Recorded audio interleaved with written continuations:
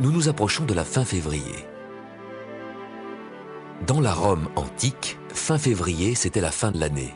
Et depuis Jules César, tous les 4 ans, après le 28 février, on ajoute un jour, le 29 février. Pourquoi? Parce que le temps que nous mettons pour parcourir notre orbite n'est pas 365 jours, mais 365 jours plus un quart de jour. La Terre arrive à la fin de la journée du 28 février, ici. Il lui manque le quart d'un jour pour boucler l'année.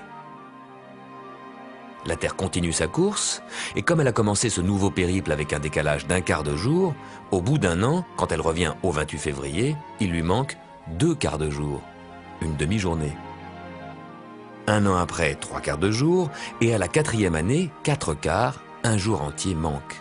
Tous les 4 ans, pour boucher le trou entre le rythme journalier de la Terre et son périple annuel, on insère ce fameux 29 février.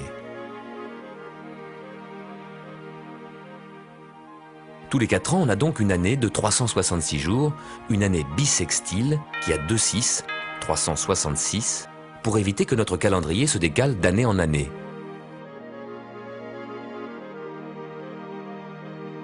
C'est ce que fait le calendrier julien instauré par Jules César.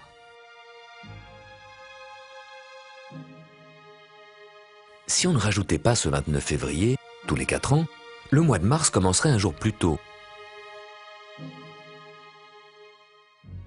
Au bout d'un siècle, on aurait déjà un mois de décalage entre le calendrier et les vraies saisons. On fêterait Pâques en plein hiver et Noël à la Toussaint, et la pagaille augmenterait de siècle en siècle. Merci Jules César. Mais en fait, ce 29 février rajouté ne règle pas tout. Malheureusement, dans le calendrier julien, en rajoutant le 29 février, on rajoutait 38 minutes de trop.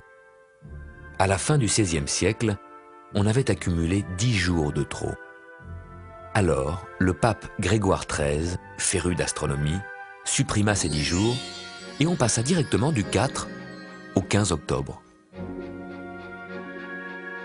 Pour éviter que le même décalage recommence, on décida de ne pas ajouter de jours bissextiles aux années de fin de siècle, en 1700, 1800 et 1900. Par contre, on conserva ce jour tous les 400 ans.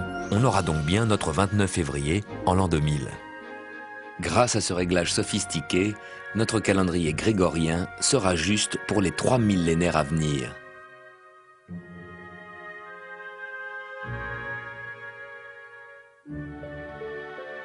Mais dans les pays de religion orthodoxe, comme la Grèce et la Russie, on garda le calendrier julien.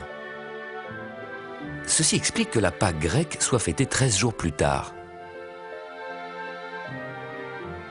La Noël russe également. Mais pourquoi 13 jours, alors que le pape Grégoire n'en a supprimé que 10? Depuis l'intervention du pape Grégoire jusqu'à aujourd'hui, le calendrier julien, non corrigé, s'est décalé de 3 jours supplémentaires. Au total, 13 jours de retard.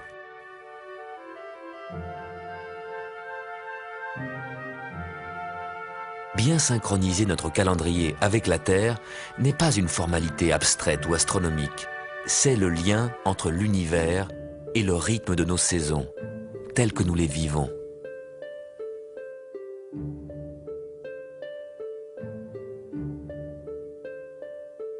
Si ce calendrier est si bien réglé, alors pourquoi Pâques se balade dans le calendrier entre mars et avril? La date de Pâques ne dépend pas que du soleil, mais aussi de la lune. Pâques a lieu le dimanche qui suit la première pleine lune du printemps. Il existe aussi des calendriers lunaires, comme celui de l'islam. La fin du ramadan, la période de jeûne, est annoncée par le premier croissant, le lendemain de la nouvelle lune. Synchroniser les cycles de la lune et du soleil est très difficile. Depuis que les hommes essaient de mesurer le temps et de se faire des calendriers, ils se sont débattus avec ce problème. Le plus ancien calendrier que nous connaissons, c'est le temple préhistorique de Stonehenge, en Angleterre. Son axe est orienté vers le soleil levant, le jour du solstice, le 21 juin.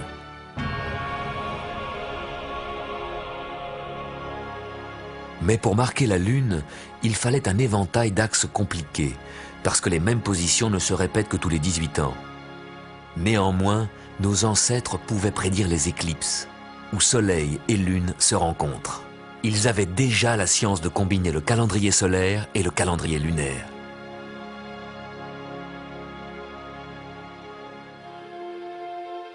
Les autres planètes n'ont pas besoin de calendrier. Sur Terre, le besoin de mesurer le temps et de prévoir les saisons est apparu avec la mise en culture de la Terre. Mais la Terre n'est pas le seul endroit où il y a de la Terre.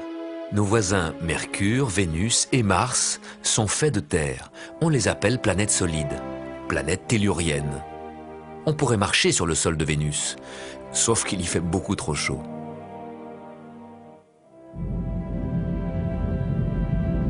Un jour, certainement, nous marcherons sur le sol rocailleux de Mars.